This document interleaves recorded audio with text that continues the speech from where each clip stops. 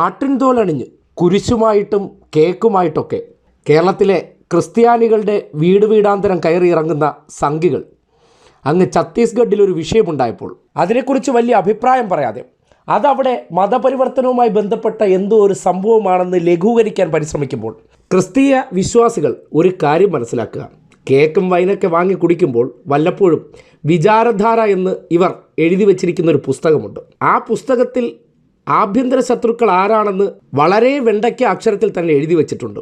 അധികാരം കിട്ടുന്ന ഇടത്തിൽ വിചാരധാരയിലെ ശത്രുക്കളോട് അവർ എങ്ങനെ പെരുമാറുന്നു എന്നുള്ളതിൻ്റെ മറ്റൊരു ഉദാഹരണമാണ് ഇപ്പോൾ ഛത്തീസ്ഗഡിലെ 2 വനിതാ സിസ്റ്റർമാരുടെ അടുത്ത് നമ്മൾ കണ്ടത്.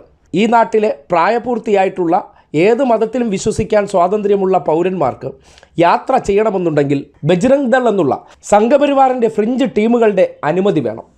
ആ അനുമതിയെ സംബന്ധിച്ച് വലിയ വിവാദങ്ങളുണ്ടാകുമ്പോഴും ചർച്ചയുണ്ടാകുമ്പോഴും ലഘൂകരിച്ച് എന്താണ് അതിനെക്കുറിച്ച് സംഘികളുടെ മൗത്ത് പീസായിട്ട് പ്രവർത്തിച്ചുകൊണ്ടിരിക്കുന്ന റിപ്പോർട്ടർ ചാനലിലെ സുജയ പറയുന്ന ചെറിയ വാചകങ്ങൾ കേൾക്കണം. കാര്യം എത്രമാത്രം ലഘൂകരിച്ചാണ് അതിനെക്കുറിച്ച് സംസാരിക്കുന്നത്. ഇവിടെ മനുഷ്യാവകാശങ്ങളില്ല, ആരാധനാ സ്വാതന്ത്ര്യമില്ല. ഇത് കേരളത്തിലെങ്ങാനുമായിരുന്നെങ്കിൽ